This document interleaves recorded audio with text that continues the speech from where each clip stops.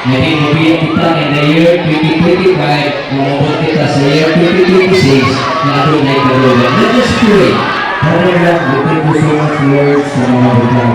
Mga karong kagabi, ang mga ituturan yung pagsira ang mga activities na ilukan. Karong tuwiga, nini na mga selebrasyon sa kailang sa barangay Union, nagawin kami sa Kalipay, Kasadya. Kung ang mga po yung kanino, ang mga pangandoy, ang mga isis na kagalang karong gabi, ang magpadayon ikaw sa paghatag kaugan, kalambuan, kasuwagan, ang kagustuhan ng San, batay ni San.